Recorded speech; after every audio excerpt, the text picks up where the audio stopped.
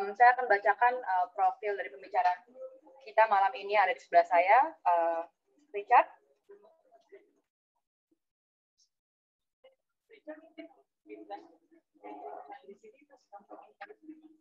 Baik, pembicara malam ini Antonius Richard,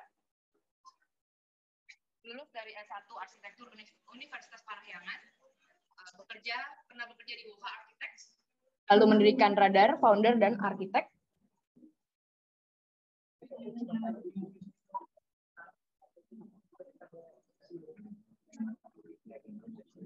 Dan saat ini dengan pencapaian dari Radar, telah melakukan beberapa proyek. Salah satunya adalah Tanatap Artisan, yang saat ini kita berada di Tanatap kedua. Beberapa proyek yang tersebut adalah Reflection House, sebagai Climatic Most of Pamulang, Passive Lab House, dan lain-lain. Salah satunya juga adalah proyek pemerintah di DPRD Kalimantan Utara, Master Plan Universitas Tanjung Pura, dan lain-lain. Antonius Richard pernah mengikuti beberapa pameran.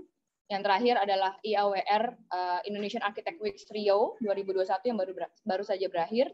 Lalu CASA, Future Imagine at Art Science Museum Singapura 2020, dan lain-lain. Lalu Richard juga memenangkan beberapa sayembara dan awards yang tidak dapat disebutkan satu persatu karena lebih dari 20 awards beliau telah capai. Saya tidak akan berlama-lama di sini, saya akan langsung berikan tempat dan waktu pada Richard untuk memberikan presentasi. Silakan. Ini sekarang share-nya udah tampil? Belum?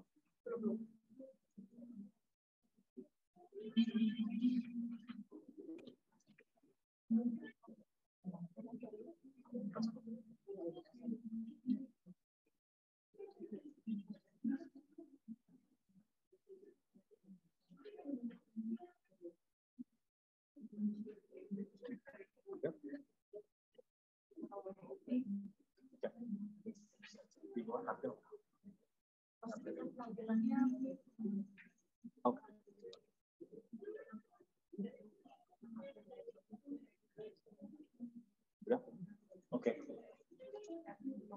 Udah, kita mulai aja ya. Oke, mungkin pertama-tama terima kasih waktunya kepada tim Arkinesia, juga kepada teman-teman peserta yang ada hadir di sini, online maupun juga offline. Saya berterima kasih banget banyak teman-teman di sini yang hadir untuk kita bisa meet up dan diskusi bersama.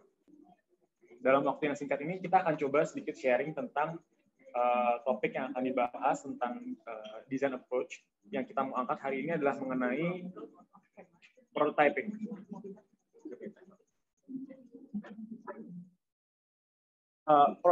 Prototyping itu by definition adalah experimental process di mana desain itu diimplementasikan menjadi sebuah kenyataan, tapi nggak necessarily kita bicara tentang arsitektur gitu.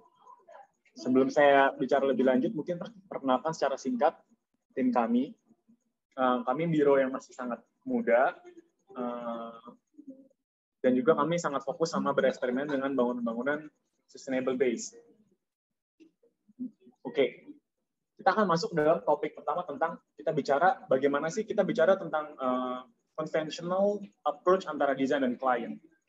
Yang terjadi adalah bagaimana cara kita bisa striving di developing ekonomi ya, dengan menjadi eksklusif dan inklusif di saat yang bersamaan. Architecture itu sendiri adalah produk dari culture and capitalism. Kita nggak mungkin bisa bicara arsitektur tanpa capital. Namun sebenarnya yang menarik di sini untuk kita bahas, sebenarnya semua udah tahu, cuman ketika kita put it this way, and then like people will realize bahwa ada irony di sini antara supply and demand gitu. Berdasarkan data 2018, arsitek sama penduduk Indonesia itu perbandingannya 1:375 ya. Itu yang membuat arsitek itu menjadi valuable gitu. Semakin sedikit orang yang bisa melakukan apa yang kita lakukan di market, semakin valuable lah kita. Tapi di saat yang bersamaan, hal ini membuat arsitek menjadi eksklusif. Ini sesuatu yang mungkin irony tapi nggak banyak yang mau mencoba membahas gitu. Sedangkan kalau kita lihat, kita bagi jadi dua adalah yang pertama, sebagai arsitek kita punya obligation kita untuk mendeliver value dan fulfill exclusively apa yang paying customer minta pada kita, demanded dari kita. Dan as a client, sebagai paying customer, mereka punya right to be prioritized untuk fulfill their needs, gitu ya. Nah, apa yang kita di Radar coba lakukan adalah basically ketimbang melihat ini menjadi sebuah dua pihak, yang kita berusaha lakukan adalah bagaimana setiap proyek kita melihat di sini ada tiga pihak. Yang pertama adalah arsitek, kemudian ada klien, tapi kita harus bicara society at large. Exclusivity is good. Kenapa? By being exclusive, it guarantees architect welfare. Gitu ya. Semakin kita eksklusif, maka semakin besar pendapat kita sebagai arsitek, karena semakin sedikit orang yang bisa melakukan apa yang kita lakukan. Tapi at the same time, ketika kita being too eksklusif, maka as a society, we will be falling apart. Maka dari itu, ketika kita membuat desain, apa yang kita maksud dengan prototyping adalah bagaimana cara ini menjadi sebuah circle terdiri dari tiga pihak. Gitu. Yang pertama, bagaimana cara kita sebagai arsitek delivering the most unique piece, provokatif dan evocative, especially kepada klien. Tapi at the same time, kita melihat pihak klien punya problem, bagaimana cara kita bisa breakdown problem solving itu sampai ke titik-titik paling fundamental, supaya bisa dimengerti dan diabsorb oleh masyarakat lokal. Di saat yang bersamaan, Anda bertanya, bagaimana caranya tiga pihak itu? Bagaimana caranya klien itu bisa benefiting? Dengan membuat bangunan piece of architecture mereka sangat spesial, yang terjadi adalah the icon and characterize architecture piece itu tersendiri bisa menjadi full of brand, identity, dan juga special art. More than just a mediocre spatial arrangement with facade. Oke. Lalu kemana kita akan pergi di sini gitu loh? Nah, kalau kita berhenti untuk menjadi inklusif, maka architect alone will strive. But then, ketika kita bicara kesenjangan itu udah terlalu jauh, maka kita akan stagnan. Itu bisa dilihat di Indonesia. Lagi-lagi ini sifatnya opini ya.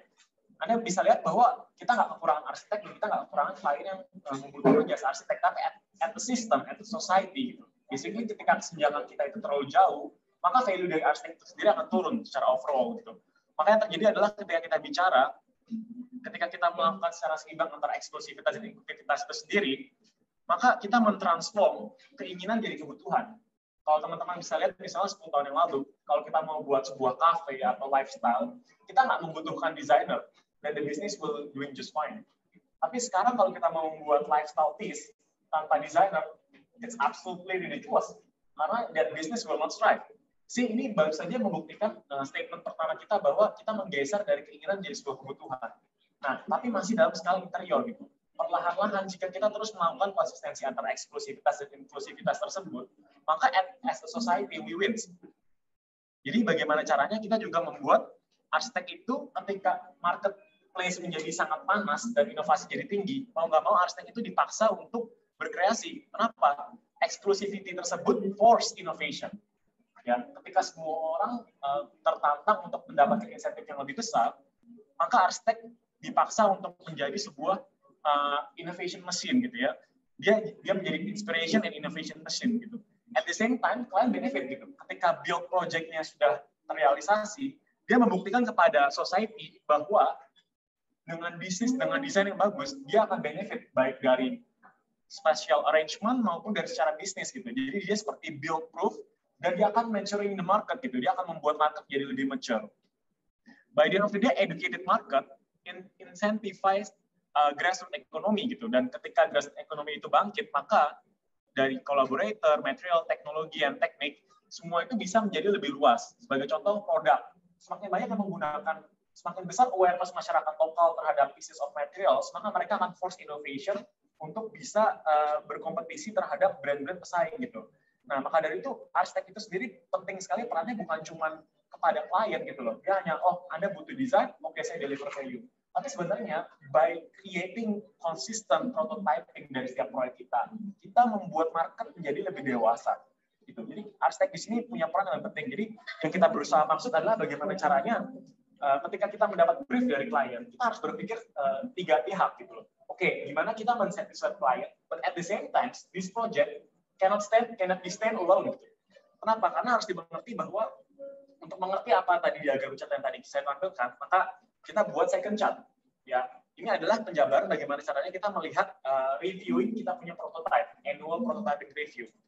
Jadi untuk melihat ini kita akan bagi dua. Pertama adalah dalam konteks purpose, tujuan, dan kedua adalah dalam konteks waktu. Saya akan masuk yang pertama. Ini adalah kita akan coba sharing dengan opini apa yang kita lakukan di Radar. Karena kita bicara dari purpose adalah early impact radius. Jadi ketika kita mau membuat sebuah desain dan juga desain ini sendiri harus menjadi sebuah prototype, pertanyaan pertama yang kita harus lakukan adalah gini, seberapa besar sih radius impact yang mau kita hasilkan ketika kita mulai berkarir?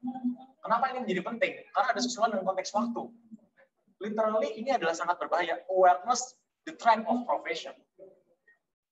It is real, but nobody wants to talk about it. Why? Karena kita literally sebagai arsitek, ini istilahnya makan umur. Kita literally trading our time with portfolio. Kalau portofolio kita nggak terbangun, kita hanya desain grafis. It's just a fact. Okay? Karena kita trading time with portfolio is very important. Ketika portfolio itu jadi, itu punya impact. Maka dari itu kita harus start positioning right gitu. Jangan cuma kayak ada orang mau bikin ini, oke. Ada orang mau bikin ini, oke. Kita harus sebisa mungkin untuk bisa prototype ini hit on target, kita harus early positioning gitu. Dalam kasus Radar yang kita angkat adalah kita berangkat dari kacamata yang lebih besar. Ada something that nobody wants to talk about. Adalah half of the population in 2050 will live in tropics. Anda kalau pernah baca Mega City, Mega Reviews, ya, itu udah kajiannya udah banyak banget. Di situ ditulis bahwa half of the population, all the mega cities, Mumbai, China, Jakarta, Bangkok, semua ada di tropical belt. Jadi basically, those mega cities are tropics. Ya, tapi kenapa kita nggak melihat banyaknya advancement and enhancement di tropical architecture and design? Karena memang nggak ada uangnya. Uangnya nggak berputar di situ gitu loh. Uang dan kemajuan advancement dari teknologi arsitektur itu adalah belongs to Northern Hemisphere and Southern Hemisphere, di mana architecture being intensified. Nah, jadi yang tertinggal di kita apa? Arsitektur itu menjadi sesuatu yang eksklusif tapi nggak inklusif at all. Jadi kita melihat di sini kita punya peluang yang sangat besar. Lalu yang kedua adalah awareness of the trap of profession gitu. Kita literally trading time with results. By this very definition, systems reward the passing of time. Ya. Literally, contoh, arsitek di umur 25 tahun dengan arsitek di umur 35 tahun, regardless of the project, ya, arsitek yang 35 tahun akan lebih trusted. Ya, arsitek yang 45 tahun, regardless of the portfolio, akan appeal more trusted. Kenapa? Karena this is a profession, like a doctor, like a lawyer. Saya selalu bilang dengan jokes ini adalah, apabila saya keluar dari ruangan ini, saya ditabrak sama orang, saya mau profesional senior surgeon. Saya nggak mau di surgeon sama anak umur 20 tahun. It's just common sense. Dan sama, kalau saya keluar dari ruangan ini, saya nabrak orang, I will need senior lawyer. Saya mau lawyer senior, saya nggak mau lawyer yang 20 tahun. Itu kenapa? Itu karena sistem, ya, reward us by time. Itu adalah definition of profession. Arsitek juga banyak orang nggak mau bicara ini. Jadi regardless the quality, the passing of time is a singular variable that improve chances. Maka dari itu penting banget buat kita untuk selalu penting banget untuk melihat konteks waktu. Lalu kita akan bicara, kita akan gear up ya. Tadi kita bicara sesuatu yang sifatnya pemanasan. Sekarang jauh lebih serius. Kita akan bicara dari purpose konteks, kita akan bicara growth rate, ya, rate percepatan pertumbuhan. Dan di waktu kita akan bicara time birth rate. Itu adalah waktunya kita ngebakar umur. Gitu ya. Jadi umur itu dibakar di sini. Ini real. That if you don't do it consciously, you're in trouble, deep trouble. Jadi kita bicara growth rate, seperti bisnis pada umumnya, the more valuable we are, ya, the more merit and fortune we will get. Ya, jadi Anda hanya berharga jika Anda memberikan value pada market. Ya, jadi nggak ada the world doesn't evolve around us. Jadi in order for you to grow big, you have to give more value to society. That's just the way it is. Sehingga ketika kita bertanya bagaimana caranya kita bisa hit target dari pengalaman kita dan apa yang kita lakukan adalah we work on simple metric ya. Jadi pertama adalah bagaimana caranya the quality of design. Aside from that adalah bagaimana betapa cepatnya apa yang kita desain prototipe itu diimplementasikan. Lalu dan seberapa cepat market itu mengabsorb gitu ya, dan juga mengerti pesan kita gitu. Nah, kalau Anda mungkin nggak sadar ini, mungkin senior-senior arsitek yang mengikuti ini sadar betul gitu. Dalam 10-15 tahun terakhir, inflasi desain itu sangat tinggi. Apa yang disebut dengan inflasi desain? Kalau 10 tahun lalu Anda melihat rumah-rumah yang dibuat sama Fujimoto, itu super mind-blowing gitu ya. Misalnya, Tapi kalau sekarang Anda ngebangun rumah-rumah seperti yang dibuat Sho Fujimoto, udah bagus kalau Anda bisa masuk Profiling Arts Daily. Karena the market has been so competitive ya. Design has been inflated gitu. Jadi the definition of good design itu barnya udah increase so high. Nah, which is good. Hence, the stronger your design being absorbed by market, the stronger your studio will become. Nah, yang paling penting dan paling berbahaya adalah ini. Time burn rate ya. Jadi adalah paradoks tentang how long your practice time versus speed of each theory gets to be built. Apa ini maksudnya? Ini lebih berbahaya di negara berkembang. Kenapa? Di negara maju, waktu itu ditakar. Jadi apabila waktu dari properti itu ada umurnya, normally 99 tahun. Artinya kalau kita butuh 5 tahun untuk komplit, secara market harganya akan berkurang. Dia jadi 94 tahun. Artinya apa? Semakin dia jual unitnya tambah murah. Sehingga arsitek dan semua construction system dipaksa untuk jadi cepat. Nah, apa yang terjadi di negara berkembang? Ketika tanah lebih rendah daripada nilai konstruksi, ya, dan orang biasa yang membangun dengan cash flow, nggak ada urgensi untuk menyelesaikan proyek secepat mungkin. Orang berpikir arsitek masuk ke proyek atau masuk ke ini, ya udahlah memang bangun lama. That's wrong. Why? Karena paradoksnya adalah di sini. Kita semua ada di ruangan ini, ya. In one lifetime, kita cuma bisa beresin beberapa proyek doang. Kita nggak bisa bikin 100 proyek by ourselves, alone. It's impossible. Ya kan? Jadi konsep untuk ngerjain proyek dapur, buat saya itu abysmal. Kalau saya cuma bisa ngerjain 30 proyek in my life, why would I do proyek dapur? It's just wrong. Okay? The logic doesn't make any sense. Gitu loh. Sehingga architects are literally burning time, energy, and resources just to solve one problem. Kalau Anda bikin desain produk, misalnya kursi yang saya bikin ini, Anda do R&D, a lot of R&D. Okay? But once you've done it, Anda paten desain ini. Ya kan? Setiap kali kursi ini terjual, Anda dapat paten. Anda dapat extra income.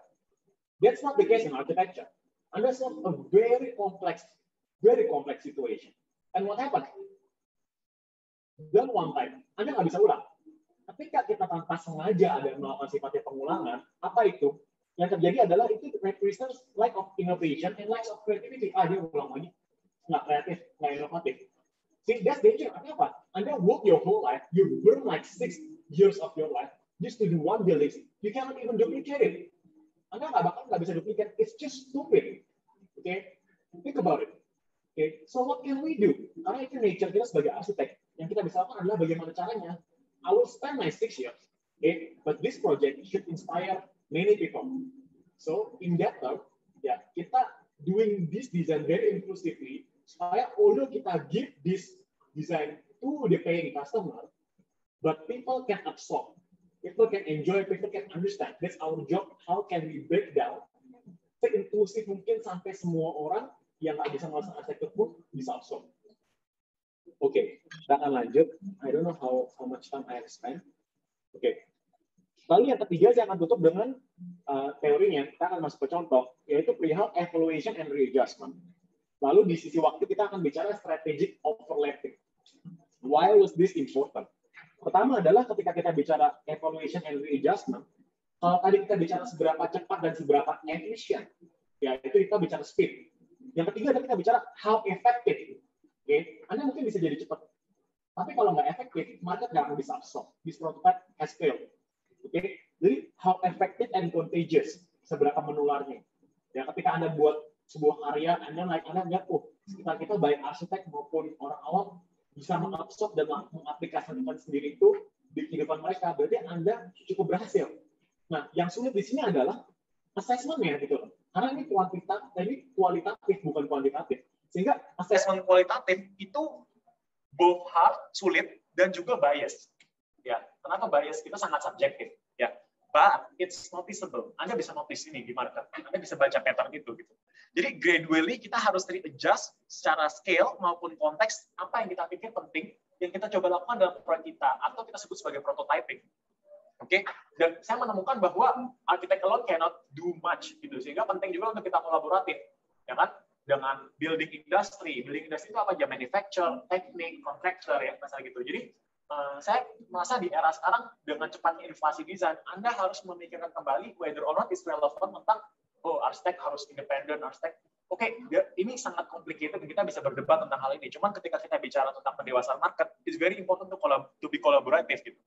Lalu yang dari kacamata waktu adalah kita bicara tentang strategic overlapping, gitu ya. Strategic overlapping. Seperti saya bilang, tentang kalau setiap karya kita bisa dari 1 tahun sampai dengan 20 tahun, maka apa yang terjadi ketika kita desain dalam sebenarnya season 1 ya, kita mendesain dalam season 1, and then like you do 10 designs, within the 5 years, only 20% get to be realized. Ya artinya apa? Anda dari 5 karya itu paling mentok cuma jadi 1 karya. Sedangkan di tahap berikutnya desain Anda udah advance, teori Anda udah waktunya untuk dilakukan. Nah, ketika Anda masih clinging into old theory 5 years ago, ya itu jadi nggak lagi relevan gitu.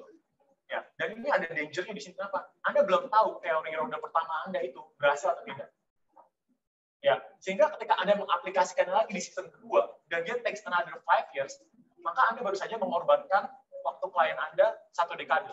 Saya kasih contoh. Ini sangat gampang terlihat di hospitality, seperti resort atau hotel yang makan waktu lama. Owner A melihat, wah, hotel merek X sangat sukses, sehingga dia approach arsitek. Pak, hotel ini sukses banget. Saya mau seperti ini ya. Nah, sukses ini dilihat sekarang ketika di opening. Padahal dia butuh 4 tahun untuk konstruksi. Dia butuh 1 tahun untuk desain. Maka hotel yang sekarang terlihat sukses sebenarnya sudah bisa 5 tahun yang lalu. Nah, arsitek B karena disuruh seperti itu sama kliennya, again, karena dia nggak big inclusive, dia cuma eksklusif. Asal bos happy, asal klien senang. Dia nggak pernah peduli sama market mau offshore, dia nggak pernah peduli tentang customer akan lihat bagaimana, people at large bagaimana. Karena saya cuma big eksklusif, itu dia dijamin apa? Dia akan copy persis. Ya, dia design, and then will take another 5 years to build. Artinya apa? Ketika bangunan itu selesai, ya ide spiritnya itu udah terlambat 1 dekade.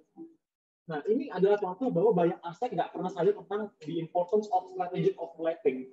Itu dangerous banget gitu. Ketika kita nggak pernah sadar sebagai arsitek, karena sebagai contoh kalau ada teman-teman mahasiswa di sini atau arsitek muda, Anda tahu kan? Kalau saya tanya, coba dong kasih saya tugas semester 2, Anda pasti malu banget. Anda bakar, Anda minum. Nggak boleh ada yang lihat. Ya. Imagine if that's only take you 2 years untuk realize betapa lane-nya diri Anda 2 tahun lalu. Imagine it's being stretched for another 10 years. Apakah Anda akan bangga dengan karya 10 tahun lalu? I don't think so. If you are, berarti kita nggak tumbuh dan berkembang.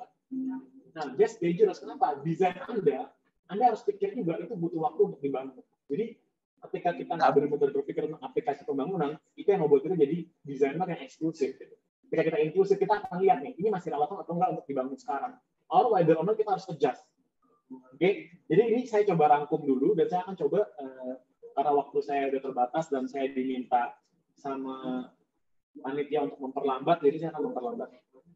Oke. Lebih banyak berbahasa Indonesia. Oh ya, dan berbanyak bahasa Indonesia. Oke, jadi ini rangkumannya. Sekarang kita akan masuk ke contoh. Saya akan skimming aja dengan beberapa karya. Dan ketika saya bicara karya ini, saya akan juga bicara waktu pembangunan. Kenapa? Supaya relevan sama apa yang saya sebut dengan prototyping. Jadi nggak cuma bicara desain, di sini saya akan bicara konteks waktu. Pertama, kenapa kita sekarang sangat fokus dengan proyek masjid? Karena masjid itu adalah ruang publik yang paling inklusif yang ada di negara Indonesia. Ya, karena 88% dari populasi Indonesia adalah teman-teman kita yang Muslim. Ya, 235 juta orang di Indonesia Muslim. Ya, kita beribadah 5 kali sehari. Dan ruang publik yang paling terbuka untuk semua orang itu masjid. Ya, maka dari itu penting banget buat kita untuk sekarang kita mengerjakan beberapa masjid overlapping, tapi again, karena ada time burning rate tadi, yang terbangun itu seperti kalau film seperti film series, ada yang setahun selesai, ada yang 2 tahun selesai, ada yang 5 tahun selesai gitu. Nah, yang terjadi adalah ketika proyek itu takes too long to get built, it's no longer relevant gitu, karena the theory has been evolved. Ya, jadi karena itu kita akan melihat betapa pentingnya gitu. Artinya per 275 orang itu ada 1 masjid. This is a big deal gitu. Sehingga saya bilang kalau kita arsitek muda semua mau make changes, kita harus berangkat dari masjid. Nah ini singkat aja.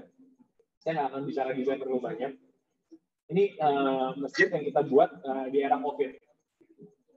Nah, seperti tadi ada teori tadi yang kita coba sampaikan. Ini sebenarnya udah teraplikasikan ya, 6 poin tadi.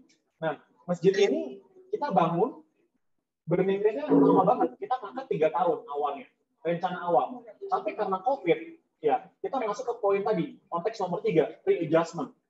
Kita ganti desainnya, lalu kita fokuskan adalah bagaimana cara masjid itu jadi sebuah masjid yang COVID friendly. Nah, setelah kita readjust poin nomor 3 tadi, maka overlapping time jadi rendah. Ketimbang selesai 3 tahun, karena dengan sebuah sistem yang lebih cepat, itu hanya selesai 1 tahun. Maka masjid ini hanya butuh 1 tahun untuk diselesaikan. Gitu loh. Ini maksud saya adalah dengan poin kecepatan prototyping tadi adalah apa? Kalau kita nggak ada repurposing dan juga kalibrasi poin untuk dikejar, maka kita nggak bisa kontrol waktu. Karena saya bilang arsitek can only do so much ya, karena by the end of the day bolanya ada yang bayar, klien sama kontraktor. Well, that's a lazy thing to think about it. Gitu loh. Saya percaya bahwa ketika kita provide values dan solusi, ya, dan itu beneficial, orang akan dengar, jadi akan aplikasikan gitu. Intinya adalah long story short, masjid ini dibuat, ini finalis di EI Award, cuman mungkin belum cukup kuat untuk menang, soal skip ahead. Kita consistently karena budget constraint dan time constraint, kita membuang semua elemen gunting. Sehingga semua elemen vertikalnya kita menggunakan sekitar 35.000 kerawang. Bahasa Inggrisnya rusak ya. Awalnya 40.000 percaya, gitu ya, biasa ya, logistik yang ada. Jadi dengan kita ganti komponen ini, nggak cuma kita bisa, jadi bukannya semua variabel ya, semakin tinggi, semakin tekanan udara beda, fase itu semakin berubah. Jadi bukan cuma kita bisa membuat desain yang lebih bernafas dan bisa dihitung secara kuantitatif selama COVID, tapi kita memotong kecepatan dengan sangat luar biasa, karena kita hanya menggunakan single materials. Nah, dengan seperti itu, speed-nya sangat tinggi gitu. Jadi kita selesai dalam 7 bulan selesai. Nah, ini contoh pertama. Kita mau kasih lihat bahwa bayangkan kalau sekarang ada, tadi kita bilang kan 1:300, ya, satu arsitek per 375 orang gitu. Bayangkan kalau setiap arsitek trying to do prototyping, at least dia berusaha mencontohkan pada klien yang saya punya satu prototype rumah ibadah yang baik menurut saya sebagai arsitek. It's gonna be very powerful karena ada 100.000 mosque out there. Oke, ketika Anda each of us do one, it's 300. Sekarang kita nggak bicara 1:100.000, kita bicara 300:100.000. Dan Anda harus tahu, seperti yang kita poin disampaikan pada diagram tadi, sebagai inspirasi dan innovation mesin, 300 terhadap 100.000 itu hanya masalah waktu. Kenapa? Setelah kita mulai 300, seperti tadi poin tadi, apa yang berikutnya? Market akan menjadi lebih mature. Mendadak mature, inflasi desain tinggi, sehingga apa? Bukan jadi 300 lalu 600 lalu 900, tidak, 300 mungkin ke 600 ke 1.200 ke 2.400. Growth-nya akan sangat cepat karena market mature up. Itu seperti itu. Itu contoh dari prototype gitu ya. Nah, saya kasih contoh yang lain. Kita di Radar nggak cukup berbakat dan nggak cukup sabar untuk mengerjakan pre-residential. Jadi saya nggak punya banyak contoh. Cuman mungkin ini kita kasih contoh jika kita membuat sebuah prototyping rumah baru. Nah, dan juga mungkin akan memberi contoh kalau kita membuat prototyping rumah renovasi. Ya, jadi ada satu rumah baru, satu rumah renovasi. Nah, kenapa konteksnya menjadi penting? Ya, balik lagi kepada data ya. Kita harus balik lagi setiap kita mau mulai kita hit target.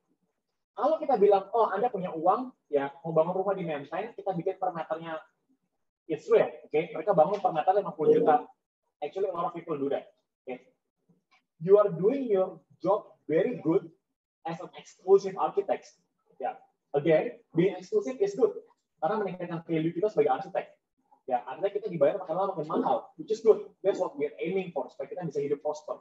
Okay? But at the same time, if we just do that, Anda nggak berharap bahwa karya ini bisa jadi prototype untuk orang lain, it's dangerous. Why? Because this is the data.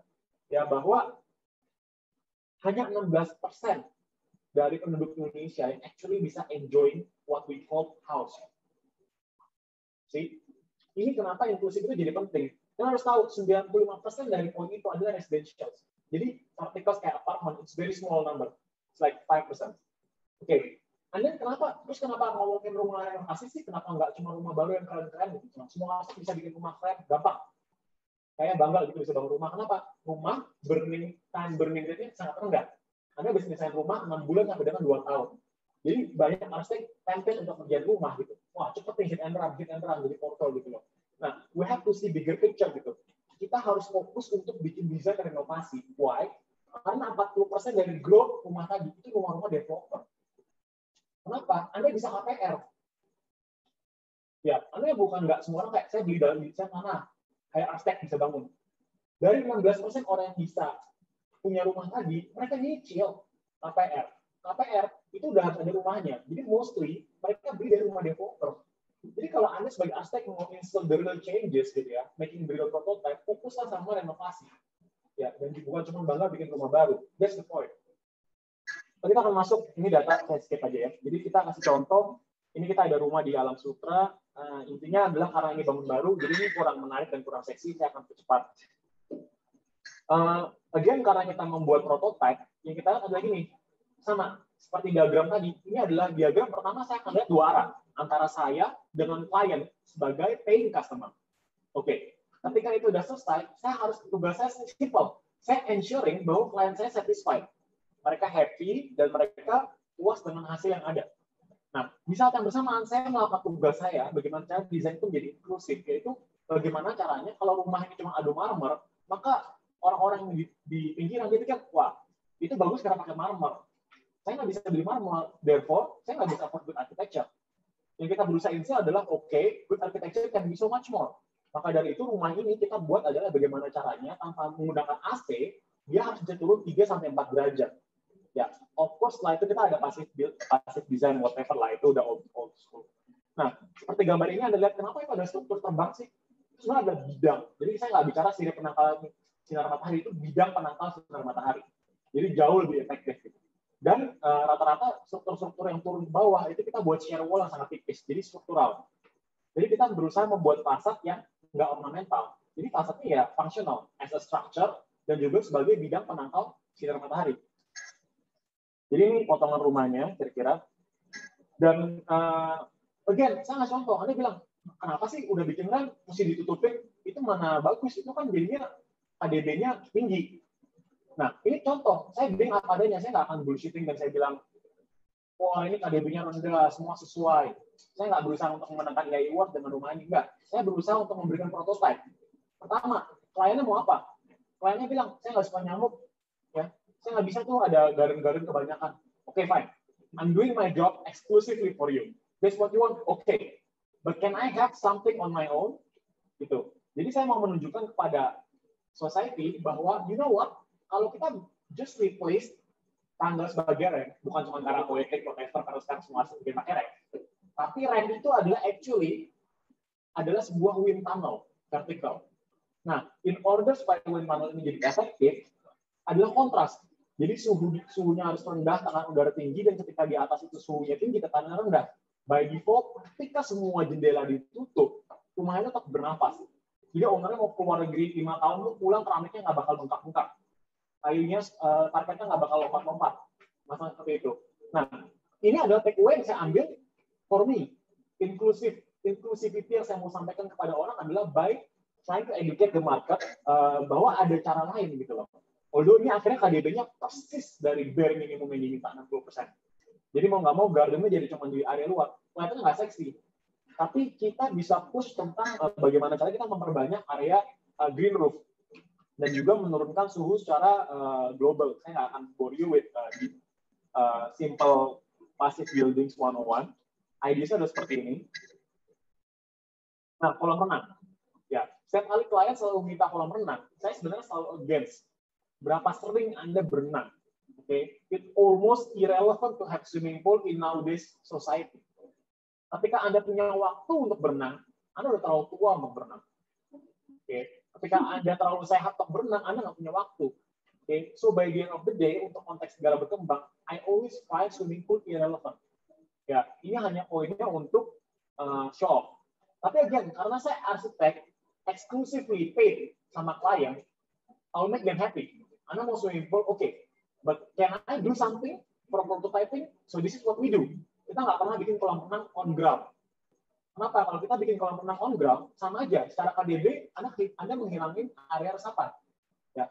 Tapi, kalau Anda membuat itu ada di lantai 2, ya, although secara beban dia akan turun, tapi basically dia membantu menurunkan suhu bangunan. Significantly. You can try. Quantitatively, you can measure it. Okay. Kedua, dia akan membantu Anda untuk memantulkan ketika didesain dengan tepat, cahaya matahari alami itu bisa reflected deep inside dengan desain cepat. Dalam kasus ini, kolam renangnya di sebelah double volume yang Anda lihat di kiri. Jadi dia mantul tembus sampai dalam. Yang ketiga adalah ketika kita menyalakan lampu penerangan di malam hari, basically di malam hari dia juga menjadi penerangan buatan untuk ruangan-ruangan yang ada di sekitarnya. Itu adalah contoh. Lain don't mind. Saya nggak bilang, keren Bu, ada kolam lantai 2. Oke, saya gitu. Exclusively, I give them what they want. Inclusively, I want to show people what we think can be done that is beneficial. Seperti itu. Itu contoh, saya akan percepat. Nah, masuk ini desainnya, saya percepat. Oke, sekarang saya akan masuk ke renovasi. Gitu loh. Kenapa saya sangat tertarik dengan renovasi? Saya di sini tidak sarah, cuma saya akan ngomong terus terang.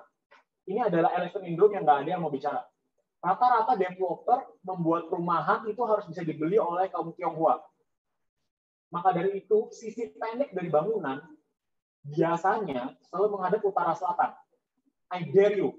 Can you find nowadays developer yang bikin sisi pendek muka rumahnya ngadep timur? You call me. You let me know. Karena sekarang arsiteknya bodoh banget kalau gambar seperti itu. Masa plannernya bodoh banget. Oke? Karena dia menyiapkan demografik untuk kaum Tionghoa, maka sisi pendeknya itu selalu utara selatan. This is bad. Kenapa? Artinya secara plot tanah, ya bangunan itu memanjang barat timur. Artinya apa? Sisi yang harus ini dapat jendela kan di fasad, itu malah utara selatan, malah utara selatan, ya kan? Padahal kita butuh sisi panjang yang utara selatan, terang sepanjang hari. Ya, sisi yang panas kena exposure OTTV yang tinggi justru expose gitu loh. Jadi Anda nggak bisa komplain karena kita negara kapitalis, kita driven by market. Siapa yang bilang arsitek itu bukan produk kapitalisme? Kasih tahu saya kenapa? It's real. Oke. Nah, jadi karena saya nggak bisa mengubah itu, yang saya mau coba lakukan adalah apa? Saya tanya sama klien. Oke, Ibu maunya apa? You paid me. You are my paying customer. Exclusively, what can I do for you? Saya mau rumah saya terang. Saya mau renovasinya murah. Saya mau renovasinya cepat. Lalu saya nggak pakai lampu sama sekali di siang hari. Oke. Ya, karena dia mau cepat, saya nggak bisa bongkar. Karena dia mau murah, saya nggak bisa bongkar struktur bikin skylight. Ya, asal gitu. Karena dia mau cepat dan mau murah, saya pakai glass block. Orang bilang glass block kan mahal. Not necessarily. Itu banyak orang yang nggak ngitung dengan upah kerja. Itu kenapa kita harus belajar konstruksi juga.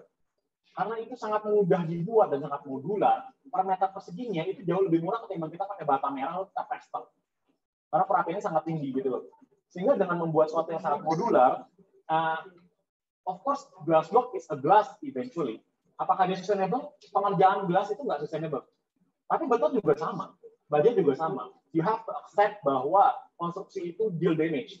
What can we do adalah do less harm. Don't do no harm sih almost impossible. Apalagi negara berkembang. Nah, jadi kenapa kita menggunakan glass block? Karena dia ada rongga. Di situ dia membantu membuffer panas, tapi dia merefraksikan cahaya dan refleksi cahaya. Jadi yang kita lakukan adalah apa? Denahnya hampir tidak kita ubah sama sekali. Ini adalah tipikal perumahan developer yang panjang barat timur. Jadi dia dalam sekali denahnya. Sehingga it's almost impossible to get sunlight unless kalau kita mau bikin skylight di middle. In which kita nggak mau lakukan itu. Dan kita nggak encourage. Kalau kita buat skylight di tengah, lalu dicontek sama orang-orang di rumah, mereka do it irresponsibly dan tanpa tahu teknik yang tepat, dia malah membuat rumah itu panas dan lembab. Sehingga kenapa kita nggak membuat prototipe skylight di tengah atau bukan. Maka dari itu kita membuat bagaimana caranya semua structure-nya kita bisa reinforce. Nah, di gambar ini Anda lihat, loh ini strukturnya di mana? Biasanya kalau glass block kan ada kolomnya. Nah, glass block ini sendiri sifatnya structural karena dia punya rongga in between. Jadi di dalam sini sebenarnya sisipan tulangannya banyak. Ini ada detailnya, ada pelat besi, ada tulang besi, whatever.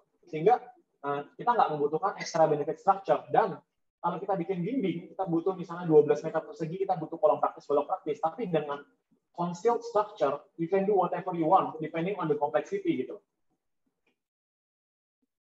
Ya, tahu. Ya seperti ini, saya udah ditegur, jadi saya percepat. Ideanya adalah seperti Anda lihat di sisi utara dan selatan, ya. What we do adalah I just take off the facade and then make a functional one. Apakah ini seksi? I don't know. Karena di sini saya berusaha untuk dalam waktu kita burning rate saya yang singkat, tim Radar adalah gimana caranya semua prototipe yang kita hasilkan harus bisa digunakan oleh orang publik atau menginspirasi orang publik sebisa mungkin. Supaya kita nggak mati sia-sia. Basically seperti itu. Kalau kemarin saya kena COVID, mungkin kita udah nggak ngobrol. Jadi time is very limited. Nah, bisa Anda lihat di malam hari, dengan kita menggunakan translucent facade, it works both way. Di siang hari kita nggak perlu menggunakan artificial lighting, tapi di malam hari saya pakai nyalain lampu indoor, nyala juga di lampu fasad. So I don't have to use extra exterior lighting gitu loh. Jadi I found it very easy and useful. Ini contoh ruangan-ruangannya, lebih cepat. Oke, itu saya cuma ngangkat 2 contoh gitu ya. Nah ini ada 1, 2, 3. Sejauh yang saya tahu ada 8 prototype housing lagi incoming dari teman-teman di Radar. Nah, dan each of these project kita berusaha untuk, again seperti yang kita sampaikan tadi, find our prototypes. Nah, kita menggunakan 6 pisau bedah yang kita presentasikan di awal. Jadi misalnya apa? Ada konteks waktu. Ternyata ada beberapa dari sini yang ternyata dibangunnya 6 tahun. Although itu merugikan Radar, yang kita lakukan adalah bilang, Pak ini nggak lagi relevan. Boleh nggak halfway kita modifikasi, kita ganti. Kenapa? Otherwise percuma. Setelah proyek itu jadi, mungkin klien akan happy. Client always happy. They don't know what they want. That's why they hire architects. But we know, gitu loh. Setelah itu jadi, dia happy. Dia bisa bilang ke temannya, tapi kita tahu itu udah nggak lagi relevan. Nah, it's a loss on us, kasar gitu. Jadi, idenya adalah untuk membuat prototyping. Kalau tadi housing, saya percepat karena udah ditegur. Contoh adalah public spaces prototyping. Nah, ini juga terjadi di era COVID. Maka tadi kita bilang ada pisau bedahnya. Pisau bedah ketiga kita adalah assessment prototyping annual, jadi tahunan. Ketika COVID, kita stop semua proyek-proyek yang sifatnya mega and big commercial project. Why? Karena kita sadar bank nggak akan mengeluarkan loan untuk properti di era COVID. Semua akan disalurkan ke medical. You call any bank and they tell you, I want to do apartment, I want to do hotel. They will tell you, you are crazy. Kenapa rekaman hotel nggak naik by inflation? Tapi harga baja aja sudah naik 2 kali lipat. Di mana ada orang good businessman mau modal 2 kali lipat, pendapatan sama. It's just stupid. Jadi kalau saya sebagai arsitek, saya bilang, proyek dipotong, lalu saya kehilangan job, and then weeping, I'm stupid. With the same logic. So what can we do? Ya, di era COVID, meskipun perih, yang kita bisa lakukan adalah kita membuang semua proyek-proyek yang nggak penting, yang kita tahu pasti on hold selama 2 tahun, lalu kita fokus, balik lagi ke tadi, kita bicara apa? Impact radius. Apa impact radius yang bisa kita ambil? Adalah hitting as many open spaces as we can. Misal gitu. Jadi kita langsung looking around. Kita cari orang-orang yang tanahnya premium di tengah kota. Kenapa? Tadinya mereka bangga, mereka bisa bikin high rise, mereka bisa bikin basement 3 lantai. Ya kan? Sekarang setelah COVID, dia mau bangun pakai uang siapa? Nobody want to pay. Jadi mereka malas jatah makan tuan. Sekarang PBB mereka besar, karena mereka tengah kota. NJOP mereka udah tinggi. Jadi kita melihat, kalau saya punya jendela untuk bisa membuat mall itu less popular, sekarang adalah waktunya, dan jendela ini sangat singkat. Ya, bukti bahwa kita bisa di ruangan ini, meskipun saya nggak pakai masker beberapa kali Anda pakai, itu bukti bahwa waktu saya udah habis. Kenapa? Sebentar lagi orang akan balik ke mall. Nah, seperti itu. Jadi di waktu yang sesingkat-singkatnya ini kita berusaha untuk melakukan sebanyak-banyaknya ruang publik terbuka. Nah, dengan burning rate yang tadi, kita cuma berhasil merealisasikan 4 proyek. Nah, kenapa kita di sini ngobrol di Tanata? Karena saya menemukan bahwa saya nggak punya cara lain untuk memaksa klien untuk melakukan apa yang kita pikir itu benar. Jalan terbaik adalah saya sendiri jadi kliennya. Nah, dengan seperti itu, Radar bekerja sama dengan Tanata, ya kita membuat sendiri prototipe-prototipe yang kita mau. Ya, kita akan buat banyak, dan semua itu untuk mendemonstrasikan poin apa yang Radar mau sampaikan. Nah, ini adalah ruang terbuka di Universitas Pamulang. Ya, kita lagi lobby supaya ini dia bisa buka pintu untuk publik. It's very tough, misalnya gitu. Ya, kita bisa paksa dia untuk bangun ruang publik yang open itu udah satu hal, tapi untuk buka pagar itu another hal. Karena ada tawuran lah, ada tukang bakso lah. Nanti, benar kalau tukang bakso meludah gitu, siapa yang mau ngebersihin rumputnya? Ya kan? Bebannya masuk ke universitas gitu loh. Ini kenapa saya bilang, kalau Anda nggak mikirin sistem kapitalisme, your design will not work. Jangan malu ngomongin duit. Asal gitu. Kalau nggak ada yang maintain, no matter how good the building is, it's not never gonna work. Seperti itu. Jadi ini udah selesai, cuma kita belum punya proper picture karena baru saja selesai. Idenya adalah kita membuat ruang publik yang ada struktur. Anda mungkin bilang, katanya mau bikin ruang publik, kenapa ada structure? I tell you why. Kalau saya nggak buat dia dengan structure, anytime owner bisa berubah pikiran, tinggal ditimpa aja. Masa gitu. Tapi dengan saya ensuring kita bisa overlap dia dengan a bit of structure, mereka akan invested a bit more. Beberapa M uang lebih banyak, nanti akan mikir, aduh, kalau saya timpa, saya rugi. Asal seperti itu. Jadi dengan instilling a bit of capitalism, saya bisa menjaga ini supaya bertahan lebih panjang. I don't know for how long. Asal seperti itu. Dan ya ini saya nggak akan masuk ke desain, cuma intinya adalah pocket-pocket untuk ruang terbuka, ruang-ruang tropis, dan segala macam. Saya hampir cepat. Itu ada kambing, jangan ditanya kenapa. Banyak yang nanya. Iya, kita akan bercepat. Nah, contoh juga tempat kita berkumpul ini, saya nggak akan bahas karena kita udah di sini. Ini intinya juga kita mencoba membuat prototipe komersial. I know it's plain, it's just a cafe, but it's a start. It's a start. Jadi kita membuat ruang publik dengan budget konsultan itu nggak mudah. Kita akan bicara juga soal renovasi. Ya, renovasi komersial. Ini banyak yang nggak mau bicara. Contoh, Pak Rindra dari Abodai, beliau kemarin menang IAI Award dengan renovasi Kings. Saya bersyukur banget beliau menang. Karena itu adalah percontohan bahwa renovasi ruang publik itu sangat penting. Renovasi komersial sangat penting. Otherwise, people keep building a new one. Seperti itu. Jadi, it's a very good point. Nah, sekarang bagaimana caranya kita di Radar juga berusaha implementing itu. Lalu kita juga berusaha membuat garden compound commercial spaces. Jadi semua proyek kita berusaha lihat dari kacamata itu. Saya akan percepat. Intinya adalah kita berangkat dari kegelisahan tentang ruang hijau yang makin lama makin hilang. I will not bore you with the detail. Tapi intinya adalah bisa Anda lihat area hijau itu berubah untuk sprawlism dari residential. Jadi dari gambar yang hijau ini lama-lama semua dominated by red. Nah, jadi bagaimana caranya di proyek-proyek komersial, apalagi renovasi gitu loh. Ya, kalau bangun baru gampang ya, kita bisa install people. Cuma kalau renovasi, nah itu celahnya harus sedikit tricky. Saya akan cepat. Intinya ini adalah sebuah hotel esek-esek ngetop pada zamannya. Ya, saya nggak mau menghancurkan itu karena saya pikir itu lucu. Lalu ground plan-nya jelek banget ya, karena ini hotel esek-esek ya. Basically, jadi nggak bisa dibilang. Cuma idea adalah justru karena itu kita bisa push. Saya mau hemat budget, kita mau buat sebuah icon. Lalu gimana caranya kalau side plan-nya kita jadi taman aja. Gitu. Jadi the majority of the side plans we change it into a garden. Ya, jadi bangunan jelek emang kita existing. Ya, we want to keep it that way. Gitu. Lalu kita cuma install garden induced within the design, and then let the new design stand out. Jadi dengan kita centralize the buildings, dia twisting kenapa? Itu sebenarnya nebeng struktur existing. Dia melintir karena banyak banget titik-titik yang kita tarik beamnya balik ke struktur awal. Percepatan saya punya berapa menit? Udah habis ya, 1 menit ya? 10 menit. Oke. Offices, asal gitu. Kita bangun juga office kita sendiri. Kenapa? Karena again, kita pikir keren kalau kita jadi arsitek di hire buat bikin office tower. Saya juga senang. Obviously kalau ada nawaran saya akan ambil in the heartbeat. Kenapa? Praktiknya karena bayarnya masih mahal. Nah, jawaban saya itu adalah jawaban eksklusif saya sebagai arsitek.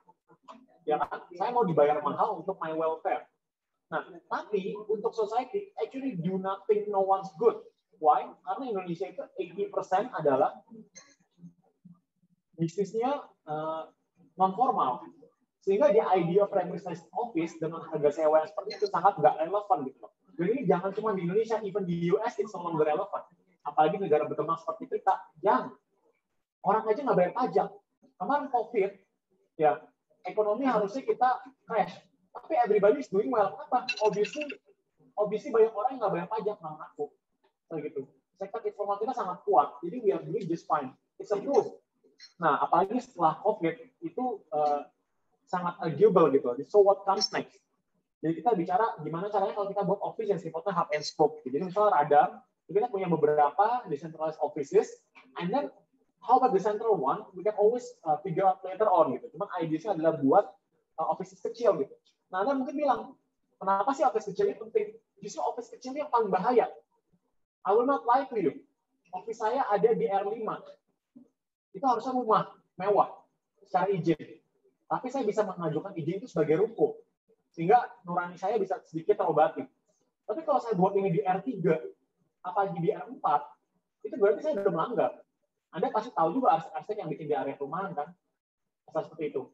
Ya, how can I say that I'm doing a good design ketika saya sendiri melanggar? It's a common sense nobody want to talk about. So, pentingnya kenapa kita harus buat sustainable small offices, karena memang itu Indonesia, kita nggak bisa bayar untuk di area K dan area C. It's too expensive. So, when we do offices in R, area perumahan, it's not your fault.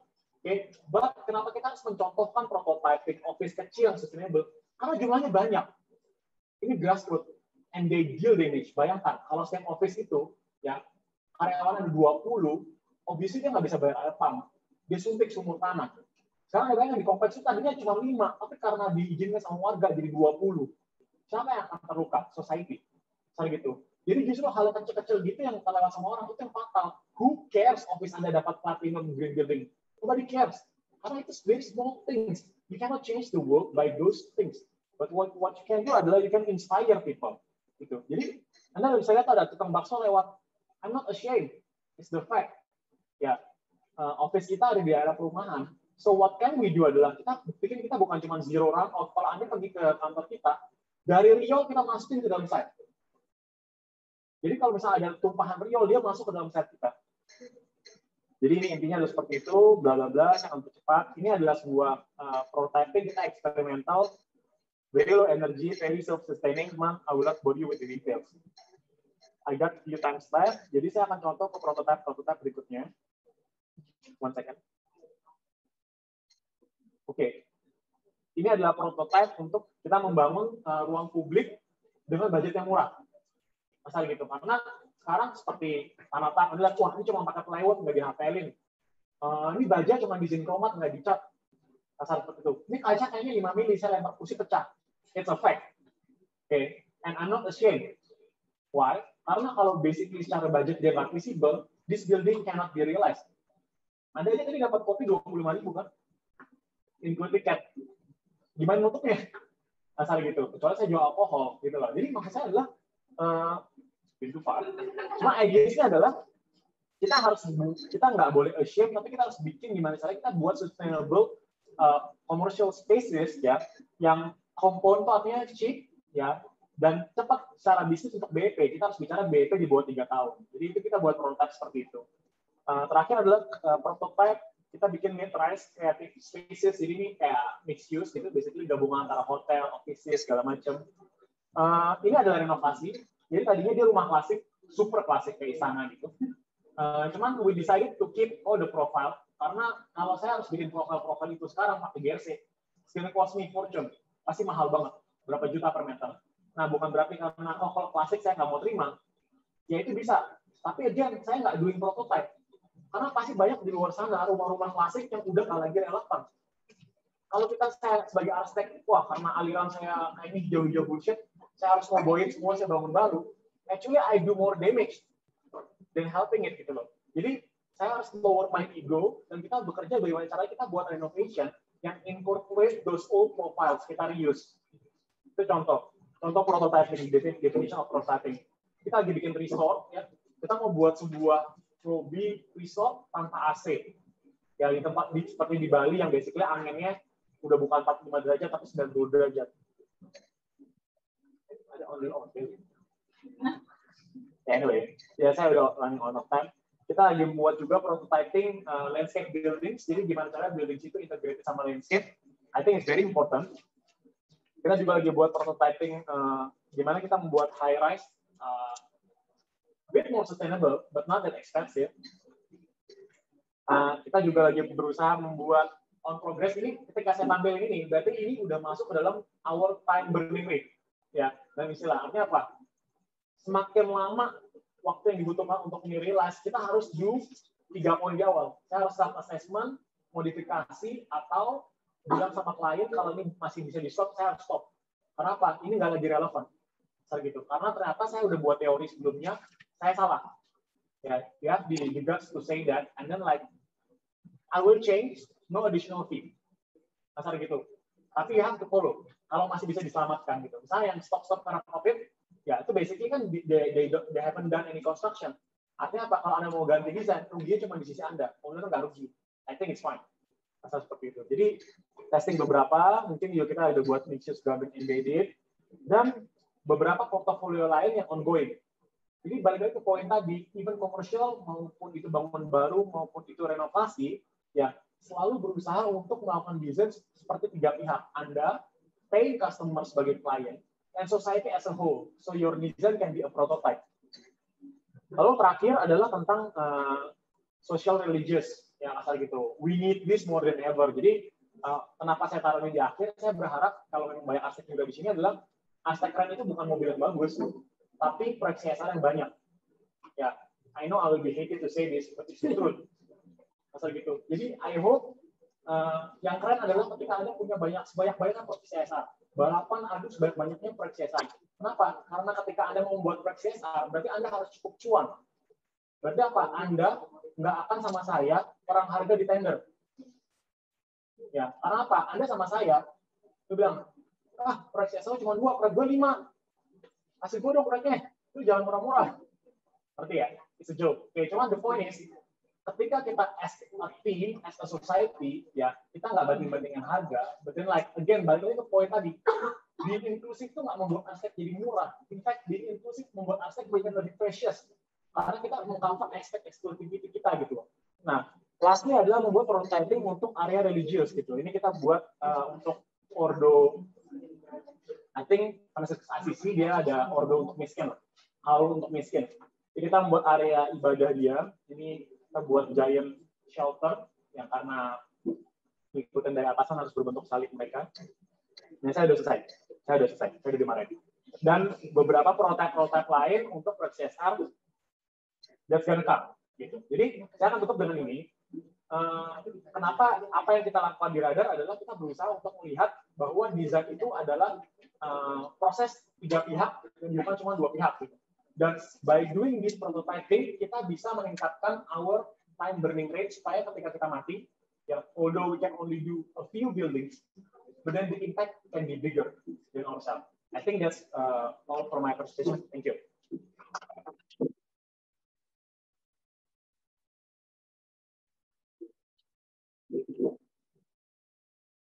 Okay, thank you banget Richard. Very sangat padat, sangat cepat juga. Mudah-mudahan penonton dimanapun Anda berada sebenarnya yang di sini bisa mendengar cukup baik. Nah, sebelum kita setelah ini sesi tanya jawab, akan ada video dari sponsor dulu. Tapi saya komentar sedikit dari paparan yang tadi dijelaskan sangat menarik. Ini banyak sebenarnya disimpulkannya tidak bisa 1-2 baris, tapi sangat banyak yang bisa kita bahas dan kita gali sebetulnya. Dan cukup menarik buat saya untuk nanti kita bahas soal prototyping ya. Lebih banyak bagaimana cara Radar untuk desain approach dan metode yang dipikirkan. Dan kalau saya tidak salah menangkap, banyak sekali dipikirkan dari sisi juga tadi bahasa kita time burning rate awareness. Oke, sebelum kita ke sesi Q&A, setelah ini yang hadir di sini juga bisa bertanya. Jadi selama 4 menit ke depan bisa disiapkan yang mau nanya yang di sini dan yang di online juga. Ya, saya serahkan.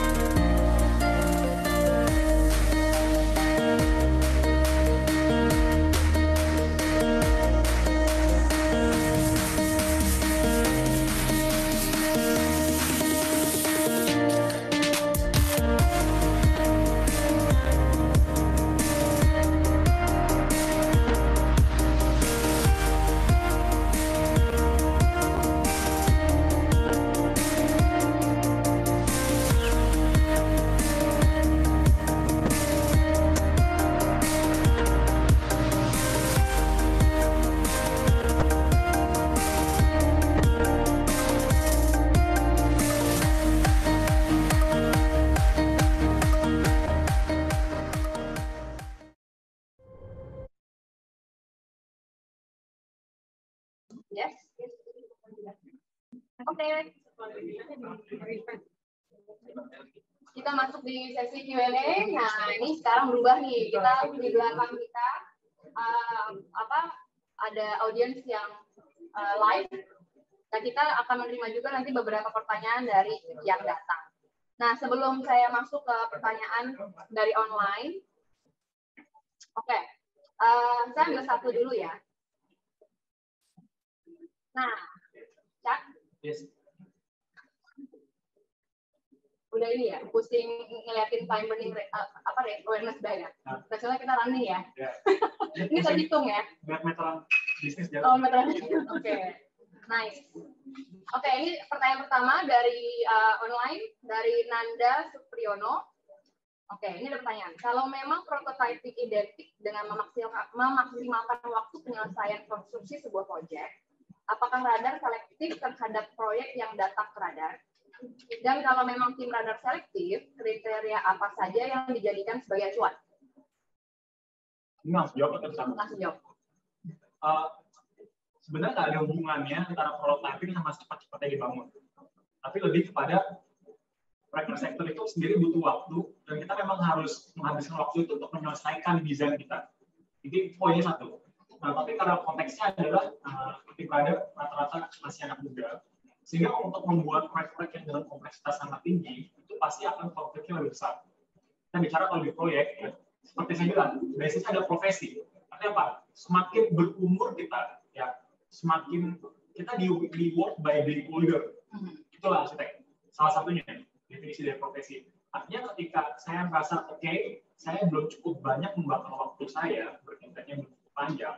Artinya semakin kompleks desain yang saya kerjain, semakin banyak dramanya. Most likely. Maka dari itu kita justru, maksudnya kalau ada proyek-proyek yang bisa jadi pertanyaan besar, meskipun lama kita akan terima. Asal gitu. Cuman memang untuk proyek-proyek yang obviously seperti master plan yang maybe takes 5 time to build dan pasti banyak alteration, mungkin kita berusaha untuk minimalisir. Karena itu basically cuma mengambil duit orang aja. Karena most likely lu nggak akan ngeliat itu build. Berarti itu proyek dapur dong ya? Ini saya seperti dapur. Asal gitu. Cuma seperti proyek ini, Onyxos yang kita berdiri ini, itu dari nol banget sampai jadi kita sekarang itu cuma takes exactly less than 5 months. Kurang dari 5 bulan. Untuk 1.000 meter persegi. Jadi memang hampir semua proyek yang tadi kita presentasikan itu semua dibangun less than 3 years. Jadi of course kita ada banyak proyek yang kita belum selesai gitu. Makanya kok kayaknya masih render belum jadi karena memang proyek-proyek itu takes longer to finish gitu loh. Jadi kalau menjawab pertanyaan kriteria apa saja yang dijadikan sebagai acuan, bisa disimpulkan? Iya, kriterianya adalah proyek itu bisa menginspirasi orang awam. Nah, limitnya seperti apa? Well, itu something yang mungkin saya harus kaji ulang ya. Karena itu kalau jawaban spesifik berarti sifatnya kuantitatif gitu. Jadi mungkin secara kualitatif ideasnya adalah kita akan prioritasnya ruang publik. Ya, lebih ke arah public buildings compared to private buildings. Berarti acuannya lebih ke function ya? Betul. Dari tipe-tipe proyek itu lebih ke function. Kita meminimalisir residential. Karena residential itu good prototype, tapi sometimes ada klien yang nggak mau rumahnya di-reveal karena privacy. Jadi itu buat kita ketika Anda bilang, saya mau bikin rumah, tapi rumahnya nggak bisa dipublish ya, karena ini banyak ya, kayak gitu ya. Oke, mungkin nggak dulu. Gitu. Jadi something yang ketika saya nggak bisa publish, artinya itu being eksklusif, ya mungkin unless dibayar mahal banget, mungkin kita off limit. Oke, jadi prioritas pertama kalau saya simpulkan sebenarnya, kriteria itu adalah tadi lebih ke tipologi ya. Betul. Tapi tipologinya lebih bukan ke yang spesifik, tapi baru ke publik atau privat. Betul. Itu aja dulu ya. Yang pertama yang lebih penting adalah public space, karena tadi mau bikin impact. Ya. Yang kedua, if residential, biasanya yang tadi dari presentasi ya diambil dari renovasi. Ya, kalau dilihat dari, kalau saya tambahkan sedikit yang tadi kita lihat, sebenarnya radar, benar nggak ya? Radar tuh banyak mengambil kesimpulan, pilihan-pilihan ini tuh dengan sadar diambil. Bukan hanya soal tipologi, tapi juga dasar di baliknya itu sebenarnya by research juga market seperti apa. Dan itu dikawinkan, dan sehingga itu menjadi salah satu kita acuan yang secara nggak sadar tuh ada, walaupun belum dikaji secara kuantitatif. Mungkin ini seperti ini. Kalau andai kata kita semua punya waktu yang singkat berkarya, itu seperti main game. Semua ini main game. Ya, di mana peraturan rulesnya seperti ini. Untuk impact yang Anda mau, ya, berdasarkan dari tweak detail design, it will affect how long it will get built. Dan tweak again adalah untuk bangun sebanyak-banyaknya, jadi itu pasti. But again, poin nomor 3 adalah efficient dan efektif. Jadi bisa diusul, jadi harus cepat tapi efektif. Jadi seperti ini seperti sebuah permainan game dan dimana kita melihatnya di radar adalah gimana cara kita bisa mengoptimalkan time burning rate tadi per project. Oke, baik. Saya lanjutkan dengan next question. Pertanyaan selanjutnya ini ada masih kita bicara di karena udah menyebut prototyping ya langsung ya. Dari Aulia Hisham Asyari, pertanyaannya, apakah ada tahap research yang menyeluruh di setiap proyeknya? Karena prototyping sangat melekat di tiap proyek. Apakah ada tahap riset? Ya, riset pasti kita bahas dengan riset eksklusif. Artinya apa? Riset eksklusif kita harus lakukan 100% karena kita harus calculate the needs. Nah, given the fee that we receive as a developing country, I can say riset untuk sifatnya prototype ya itu belum maksimal. Ya, but of course there is. Cuman apakah itu cukup kuantitatif? I don't think we get paid enough for now to do that research.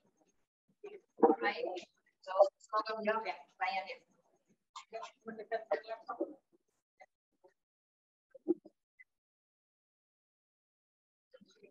Oke, dilanjutkan ke AR Mustafa Kamal.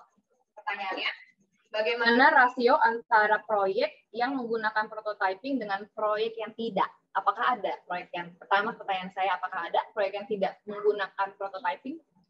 Kalau proyek yang tidak menggunakan prototyping ya semua cuma master plan. Karena in order itu bisa dikategorikan sebagai prototype, ada unsur duplication. At some sense, bukan desain yang duplicate, tapi spiritnya ada yang bisa duplicate, purpose ada yang duplicate, positif ada yang duplicate. Cuman yang sifatnya master planning, how many people work like 100 hektar, for example. Jadi mungkin proyek-proyek seperti master plan itu kita nggak bisa kategorikan itu sebagai prototyping. Jadi probably rasionya 9 banding 1. 9 banding 1 rasionya. Wow, berarti udah ada kajian ya? Kurang lebih lah. Hitung aja jumlah proyeknya. Dibagi 10. Ya udah berarti habis ini kalau ada bikin buku dibuat ya kajian. Nah, iya. Bayarin nih. Oke, baik. Jeda ya, ini sebenarnya pertanyaan menarik dari DDAP, tapi saya simpan. Saya jeda dulu dengan audiens yang offline. Nah, tadi ada yang mau bertanya nih dari Pak Denny Setiawan. Silakan maju. Lagi ya. Maju, bentar. Duduk sini. Ya. Boleh sementara dibuka supaya keras karena speaker di sini. Ya, mudah-mudahan nggak ada ya. Menarik banget. Ini karena tahun kedua dan gue udah datang ke tanah pertama dan saya lihat bagaimana level of detail dari tanah pertama dan tanah kedua. Nah, buat saya time burning rate is not measured by the jumlah, the number of your project, tapi kedalaman berpikir. Saya mengalami semakin dalam saya berpikir tentang sebuah proyek, semakin banyak rambut saya rontok begitu. Gitu ya. Jadi itu time burning rate buat gue. Jadi saya mau dengar dari dari Richard. Tadi Richard bilang kalau bisa kita cuma pegang proyek yang sedikit aja gitu. Tapi kalau sedikit tapi level of detailnya lumayan banyak sebesar ini, itu kan time burning rate. Tapi saya mau dengar pendapat Richard tentang itu. Lalu yang kedua sebenarnya udah ditanyakan tadi sama Pak Kamal tentang tentang prototyping. Nah, disebut prototype kalau misalnya bisa kita pakai itu menjadi diduplikasi gitu. Nah, saya nggak ngelihat Richard melakukan duplikasi. Richard bilang, oke, beberapa detail harus bisa diprototype gitu ya. Nah, ada nggak sih percentage keberhasilan Richard prototype itu berapa persen dari proyek lain kepake gitu, itu baru Richard anggap berhasil karena ternyata legacy pemikiran dari proyek sebelumnya bisa jadi kenyataan di proyek yang baru. Dua pertanyaan itu rasanya cukup untuk membuat hangat suasana aja ya. Terima kasih. Terima kasih Pak Denny Setiawan. Silakan langsung dijawab. Disamperin Pak Denny di sini luar biasa. Thank you Pak. Sebenarnya kalau pertanyaan pertama itu yang complicated ya. Jadi where to draw the line antara kita mau hit as many project as we can, karena kayak tadi, ada satu yang mungkin setahun, ada satu yang mungkin 20 tahun. Jadi the key adalah hit as many as we can. Ya, supaya kita lihat siapa yang paling cepat selesai dan sebanyak-banyak kita bisa accomplish. Tapi at the same time kita punya level of detail that we have to fulfill sebagai arsitek ya, ego. Di presentasi tadi saya nggak ada cerita soal detail sama sekali karena that's not the point of this presentation. Nah, di mana where to draw the line? Nah, ini sulit. Kenapa? Kalau saya bilang, wah nggak bisa nih, saya belum happy, maka saya harus lanjut terus. Atau bilang udah cukup, itu sangat subjektif. Nah, subjektif itu berkebalikan dari prototyping. Kasar gitu. Jadi prototyping itu sifatnya lebih ke sistem. How can we make sense, ya kan? The level of detail of each project. Ujung-ujungnya adalah uang, UUD. Itu kenapa saya sangat terbuka bicara bahwa arsitektur itu adalah produk kapitalisme. Kalau kita nggak bicara kayak gitu, maka kita nggak akan bicara sama arsitek. Saya yakin banget adalah seberapa banyak saya akan detailing ini dengan burning rate saya adalah seberapa banyak saya get paid. Ya, bukan berarti wah dia mata duitan. Ya, you can tell that it's okay. But it's very important. Gitu. Kenapa? Karena tujuan kita gini, kalau kita terlalu detail tapi nggak get built, what's the point? Ya, tapi kalau gets built tapi zonk, what's the point? Jadi the idea adalah to get the balance. Nah, where to draw the balance adalah kita bicara ketika itu make sense as a business, ya, you have to do it. Why? Karena kalau itu bukan bisnis, it's just a very expensive hobby. That's it. Architecture expensive hobby. Dan artinya apa? Nggak bisa diteruskan sama orang lain. Artinya this prototyping stops with you, not with your team. Ya, so it has to make sense for them. Ya, dengan structure system, incentive system supaya mereka bisa mengakuin sistem ini secara berkepanjangan. Very important. Itu another topic for another day. Oke, cuman poin kedua adalah tadi pertanyaannya itu sebenarnya udah dibahas. Intinya adalah kalau dari kita bicara prototyping itu bukan buat kita. Tapi prototyping itu adalah untuk society. Ya, itu jeleknya arsitek. Kalau kita pakai ulang, kita pasti dikonotasikan dengan tidak kreatif atau tidak inovatif. Ya, I cannot complain because that's the nature of the business. Ya, gitu. Sama seperti Anda dibayar jadi chef untuk masak yang enak. It's just a fact. Gitu. Anda dibayar mahal sama customer bukan untuk nyontek proyek yang lain, tapi untuk make something new. Itu nature of the business. Gitu. Jadi we have to embrace it. Tapi saya menolak untuk saya buat satu ini, buat si bapak ini doang. Ya mungkin kalau besok dia kena COVID, dia gone. And then like, I basically spend years for someone yang mungkin juga nggak punya waktu untuk nerusin itu. Atau anaknya bahkan nggak mau tinggal di situ, ujung-ujungnya dijual. So what's the point? Gitu. Jadi kalau kita harus buat sebuah desain, it has to be a prototype for others to do it. Gitu loh. Dan it has to be simple enough. Contoh, saya coba buat fasadnya jadi struktur. Gitu kan? Itu cukup simple. Jadi orang mikir, oh bener juga ya, kalau fasad kita structure, habis structure kita bikin teras. Artinya OTTV tinggi masuk ke struktur. Dia lepas, dia masih ada rongga. Maka bangunan itu udah bisa open plan, ya kan? Dia dalamnya bisa kaca yang besar, di saat yang bersamaan dia nggak usah pusing sama struktur. Ya, saya berharap itu bisa di level down sampai di tahap bisa dimengerti sama orang lain, dan they can do it with their own architects atau on their own. Ya, jangan munafik. Saya nggak akan di sini bilang bicara, oh kalau bisa semua bangunan harus bisa dibangun sama arsitek. Kalau semua orang bisa hire arsitek murah. Ya, saya mungkin apa adanya, saya terbuka, saya bilang nggak semua orang bisa arsitek. Dan seharusnya seperti itu. Sorry banget. Saya gitu. Nah, but it's okay. Artinya apa? I hope they can applicate these ideas from this prototype on their own. Misalnya seperti itu. Jadi, kira-kira seperti itu Pak jawabannya. Jadi, prototype-nya bukan buat kita untuk diulang di proyek lain, tapi prototype-nya itu untuk hopefully everybody can have a takeaway from this piece gitu, and then they can do it on their own. Kira-kira jawab Pak Denny. Bagus ya. Nah, jadi saya tanggapin sebentar ya sebelum saya lanjut ke pertanyaan. Jadi sebenarnya kalau misalkan saya melihat Richard dari sisi radar ya, tadi dari penjelasannya itu untuk soal attitude ya. Attitude bagaimana kita sebagai arsitek itu mendesain dirinya. Attitude kita bagaimana kita tidak hanya memenuhi kebutuhan dari sebuah brief dari klien anggap privat maupun siapapun itu. Jadi kita bertanggung jawab sebagai arsitek untuk memberikan solusi lain dan menjelaskan kepada atau bahasa saya dan mengedukasi lain atau siapapun itu supaya proyek arsitektur ini tidak hanya berhenti di owner atau di kliennya saat itu aja, benar kan ya? Nah sisi itu kalau saya nangkepnya berarti ada sisi altruism dari Richard untuk bagaimana kita sebagai arsitek tanda kutip mengabdi kepada masyarakatnya, tanda kutip quote and quote. Ya, correct me if I'm wrong. Itu yang saya tangkap ya. Jadi prototype yang dimaksud oleh Radar atau Richard itu sebenarnya pembuatan sistem ya. Sehingga sistem ini bisa berlanjut kepada anak-anak arsitek muda di bawah, ataupun jika berhasil awam mengerti bagaimana arsitektur itu bekerja. Is it right? Oke. Mau ditambahkan? Ya, cuma ada sedikit perbedaannya sih. Perbedaan sedikit adalah saya nggak selalu jujur. Itu problem. Jadi saya nggak selalu bilang sama klien bahwa Pak, saya buat ini ya. Nanti ini biar orang-orang bisa melihat. Orang-orang bisa. Saya kadang-kadang nggak bilang.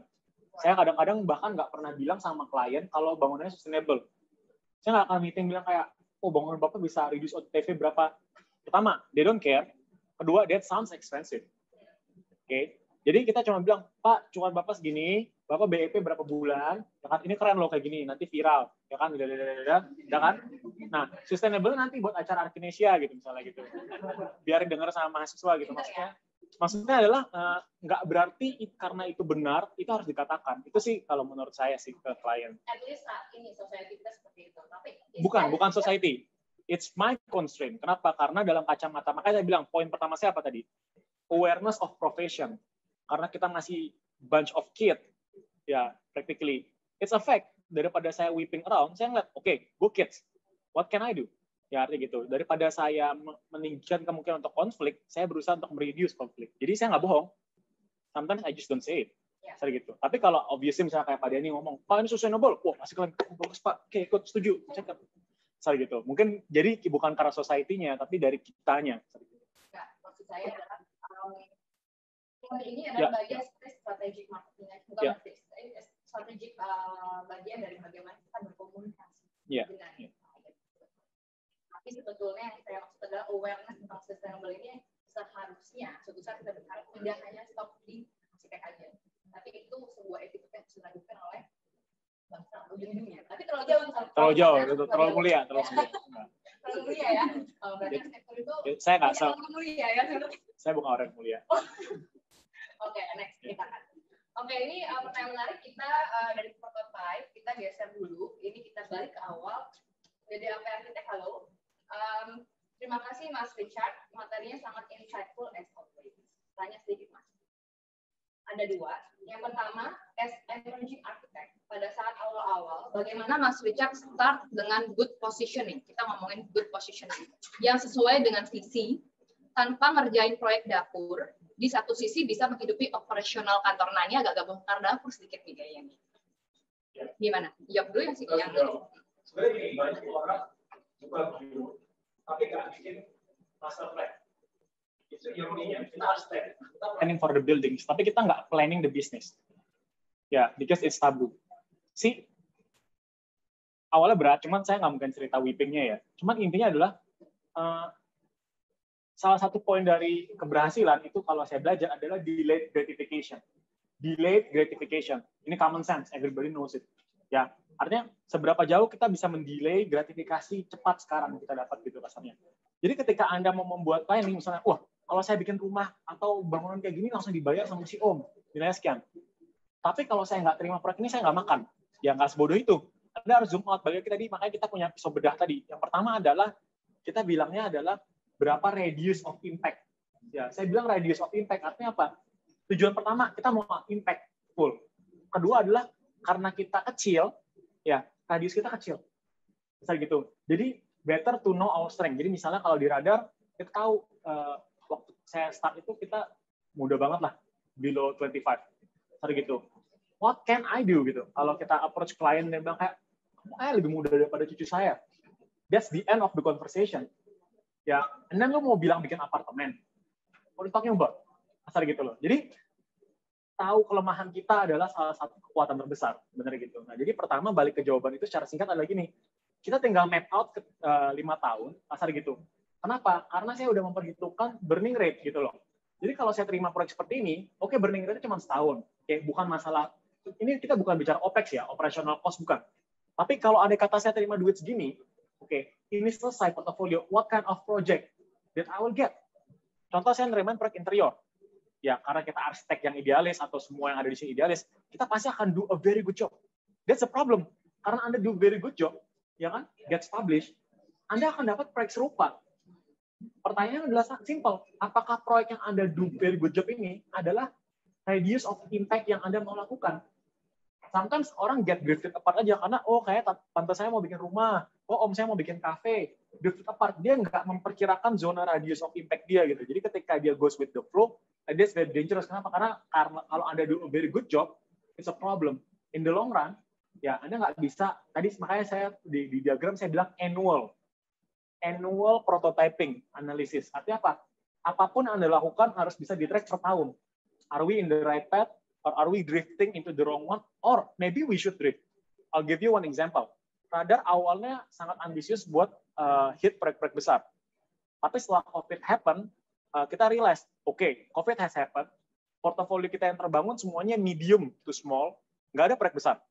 Ya, lalu setelah COVID, paling enggak, God forbid, mungkin ada 2-5 tahun, period di mana bank nggak akan ngasih loan di atas 100 miliar. Oke, jadi daripada saya terus chasing something yang obviously nggak bakal build, kita drift.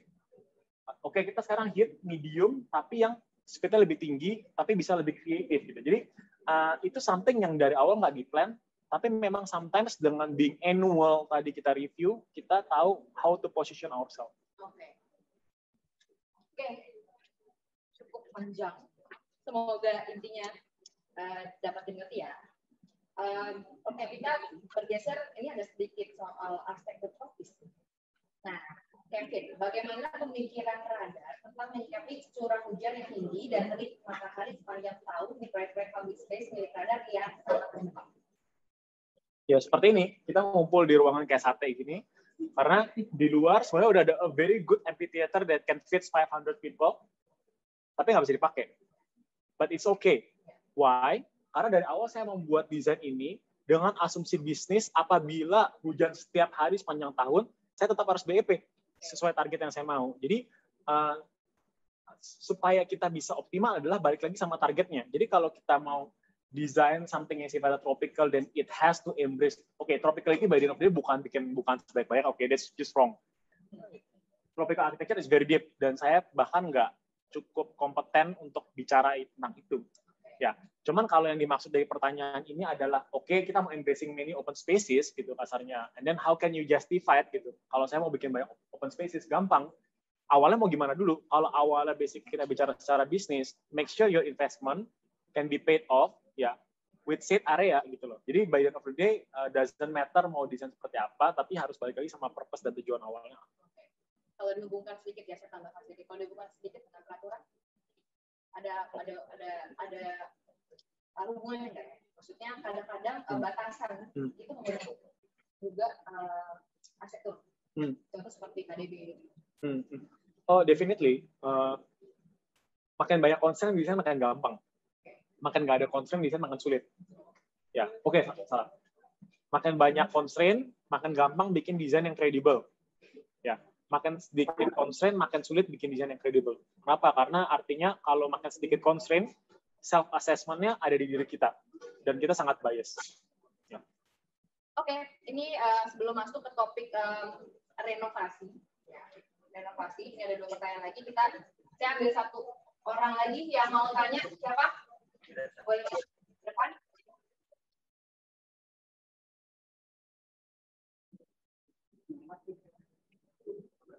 Boleh memperkenalkan diri dulu, silahkan.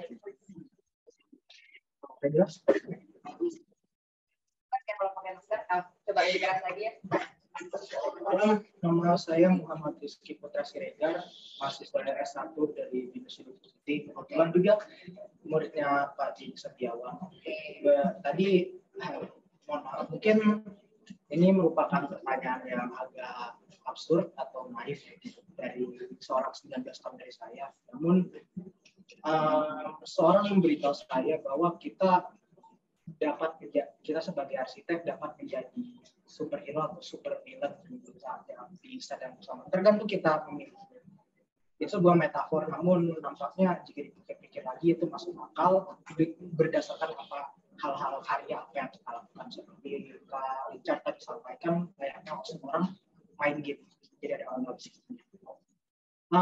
Kita sebagai tadi berbicara tentang ekonomi, tadi kita juga tadi Kak Richard juga sudah menyampaikan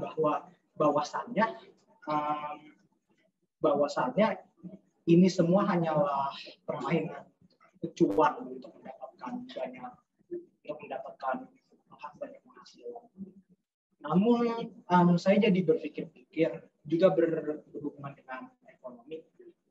Bagaimanakah kita sebagai arsitek tidak terjerat, dilepas dari terjerat politik atau peraturan atau apa, berdasarkan keinginan pribadi, berdasarkan harapan para rakyat Indonesia juga, dan juga harapan negara Indonesia. Bagaimana kita sebagai arsitek dapat menginisiasikan proyek-proyek untuk masyarakat menengah ke bawah, dan bagaimana kita sebagai arsitek jikalau kita dalam arti ada masalah mengenai budget atau mengenai apapun, bagaimana hal tersimpel yang kita dapat lakukan sebagai seorang inovator. Dan juga saya juga satu poin lagi yang ingin saya tambahkan adalah poin waktu, karena saya sudah bertanya kepada banyak arsitek, masalah yang sama bagi mereka adalah waktu, termasuk Kak Richard juga. Jadi apakah menurut Kak Richard Indonesia harus lebih banyak memiliki arsitek? Apakah itu harus diintroduksi di sekolah-sekolah dasar sebagai mata pelajaran baru, kayak bisa prakarya ini lebih di-develop lagi, atau bagaimana? Saya hanya meminta pendapat Kak Richard saja. Itu jawabannya sebenarnya semua sama. Saya jawab secara singkat ya. Singkat. Ya, dia bisa jadi super villain atau superhero. Menurut saya, you are expecting too much from architect. Menurut saya, kita itu hanya instrumen dari sebuah sistem. Kalau nggak ada yang ngasih kamu uang, nggak peduli desain kamu gimana, nggak bakal kebangun. Terus kamu mau bilang ke saya kalau ini bukan masalah ekonomi, siapa yang salah? Ini opini, kasar gitu. Tanpa uang, gambar kamu nggak bakal dibangun. It's just a fact. Ya kan, kasar gitu. Ya kan? Gimana cara kita sebagai arsitek tanpa terpengaruh politik, ekonomi? Gimana caranya? Nggak mungkin. Ya, kita pasti terpengaruh politik. Kamu pikir Monas bukan tindakan politik? Semua good architecture buildings itu dibangun sebagai proyek mercusuar. Kalau kamu lihat Northern Hemisphere, negara maju, ya kan? Semua bangunan paling keren yang menang award, the Zin or whatever, WAF, Tower Zahadid yang mengingkir segala macam, itu nggak bisa dijustifikasi secara ekonomi. Itu cuma bisa dijustifikasi secara politik. Kenapa? Gubernur baru naik, harus datang kerja. Manifesto fisik terbaik, bangunan. Jadi kita hanya instrumen. Jadi bukannya itu ngebuat down, mungkin solusi positifnya ada gini, jangan melihat diri Anda sebagai instrumen, arsitek itu cuma tukang desain, tapi melihat sebagai citizen. Jadi mau membangun something untuk masyarakat, ya kamu sebagai masyarakat dulu. Kalau saya mau bangun ini, saya masih ke siapa? Ya ikutin cara mainnya baru, kebetulan saya juga arsitek, ya udah saya yang desain. Mungkin lebih ke arah pandang. Oke, iya. Kita waktunya sudah batas banget. Thank you ya. Kita lanjut ke online. Boleh. Thank you. Nanti kalau ada lagi after ini spesial buat yang offline. Kamu kayak guru sekolah yang strict. Sorry karena pertanyaan banyak banget. Yeah. Oke, karena waktu yang sangat terbatas, ini saya simpulkan ada dua terakhir pertanyaan tentang renovasi. Yang terakhir adalah tentang masa depan radar. Nah, saya rangkum ya 3 pertanyaan tentang masa depan radar, 2 terakhir. Renovasi sedikit singkat aja. Ini bertanya dari Ursula, ada 2 pertanyaan, tapi dijawabnya dirangkum aja. Kalau ini tentang renovasi, kan stereotipnya bahwa melakukan renovasi bersifat complicated dan membutuhkan biaya yang cukup besar, sehingga orang justru lebih memilih membangun baru. Nah, bagaimana pandangan radar? Yang kedua saya lanjutkan, karena pada mahasiswa itu lebih diajarkan membuat bangunan baru. Kita pada waktu tugas kuliah tidak diajarkan bagaimana how to renovate. Nah, itu pandangan singkat padat. Gimana? Ya. Itu cuma 3. Struktur, mechanical, electrical, updating, sama arsitektur. Ya, hubungannya cuma 3 nih, A ke B, B ke C, A ke C. Ya, nggak ada yang lain. Jadi seperti itu. Jadi ketika kita bicara proyek renovasi, tanya, ya, dari yang mau direnovate apanya? Arsitekturnya, strukturnya, MEP-nya, ya, paling enggak kalau itu layak direnovate, ada satu yang bisa dipertahankan. Ya, kalau 3-3 yang nggak layak dipertahankan, yang mending bikin baru. Jadi sangat sederhana. Ya, kalau ada yang bisa dipertahankan, kenapa harus dibongkar? Kan lebih itu. Kalau misalnya nggak diajarkan dari sekolah untuk renovate, karena renovation is very tricky. Itu kenapa profesi itu tadi butuh waktu. Karena banyak encounterment, makin pengalaman gitu. Jadi sebenarnya kita semua belajar untuk bisa jadi a better innovator. Oke. Nice. Ini last question ya. Saya gabungkan tadi dari DDAP, lalu ada Michael Kim, lalu ada juga ini pertanyaannya saya gabung masa depan radar. Jadi bagaimana rencana 5 sampai 10 tahun dari sekarang untuk radar? Lalu yang dari Michael, dalam salah satu media arsitektur, dulu Anda menyebutkan bahwa kita sebagai manusia akan terus berkembang, termasuk visi kita sebagai seorang arsitek. Dan Anda juga menyebutkan bahwa Anda akan melakukan rebranding atas radar ini. Pertanyaannya, what's next? Actually, the same question. Idea adalah arsitektur itu adalah barang sering, seperti saya bilang. Jangan marah, karena itu fakta. Kalau saya bilang mobil Honda dari segala ngasih, Anda pasti jadi percaya ngasih harga jadi mahal. We live in a very brand-minded society. Brand is a key. Tapi brand always comes with quality. Ya, tanpa quality brand itu jadi cuman knock off logo, asal seperti itu. Nah, jadi hubungannya sama masa depan radar adalah obviously we are hoping to deal more damage ya gitu. Nah, sekarang problemnya adalah kita nggak mungkin bisa deal more damage. Nggak usah ngomong dunia lah, itu terlalu jauh. Kita bicara tropical belt aja ya, di luar dari tropical belt Asia gitu ya.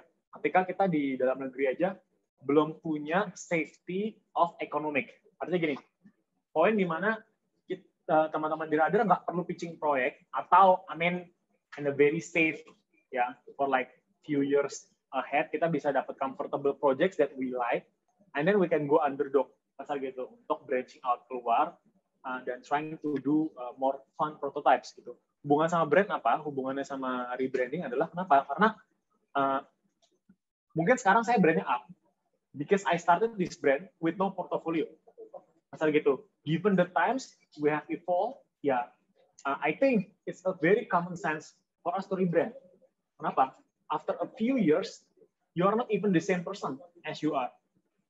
Ketika Anda high school, ketika Anda kuliah, you must be rebrand. Check your Instagram, check your Friendster, check your Facebook. Dulu mungkin Anda alay, sekarang Anda pikir Anda keren. The next 5 years you think you are lame, you are lame. See, we kept rebranding, cuman bedanya apa? Nama Anda sticks to it. Anda namanya Jessica, Anda nggak bisa change the name. But if you can, you probably could. So lastly adalah rebranding. What we are trying to say adalah the spirit will remain the same, but probably the name might change. Oke. Untuk sayang sekali waktunya terbatas. Yang teman-teman yang mau nanya nanti bisa langsung aja ya ke Richard gitu. Nah saya tutup ya. Richard penjelasannya sangat luar biasa malam ini, keren banget ya kan, sangat padat dan one day mungkin harus dibuat tes 2 ya jenisnya. Oke, saya simpulkan.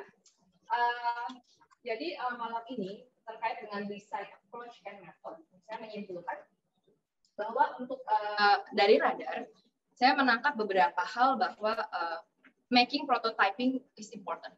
Nah, itu adalah metode radar untuk mendesain dan bagaimana approach yang dilakukan dalam desain. Mostly project-project yang diambil adalah public space, entah itu dari private property or commercial. Untuk housing yang dipilih adalah renovation. Yang tadi saya lihat adalah berdasarkan riset dari market, driven marketnya apa. Yang kedua, time burning rate awareness. Itu sebuah pengingat ya buat teman-teman arsitek semua yang melakukan profesi ini, bahwa kita bersaing dengan waktu ya. Dan kita harus aware dengan itu. Dari time consuming membangun, mendesain dan sampai itu jadi itu berapa lama kita harus aware karena kita nggak hidup selamanya, betul ya. Lalu ada 3 pihak yang radar concern kalau dalam saat kita mendesain. Itu ada arsitek atau kita sebagai arsitek, designer, ada klien atau user biasanya. Dan yang ketiga adalah social. Benar ya, social. Karena tiga aspek ini yang harus dipikirkan secara sadar pada saat kita membangun atau mendesain sebuah proyek. Dan itu kesimpulan yang mostly yang poin-poin yang saya ambil dan last kalimat penutup dari saya, semoga ini mewakili ya dan benar gitu.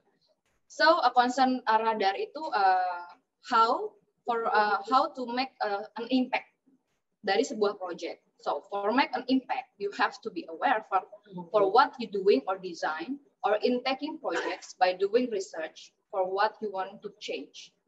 Right. So kalimat penutupnya itu aja sebenarnya dari poin-poin yang tadi kita udah sampaikan, diskusi dan lain-lain sudah cukup jelas dijelaskan bahwa dalam setiap pengambilan keputusan yang dilakukan oleh Radar, being aware is important and be impactful. Sekian dari saya kembalikan ke MC. Thank you.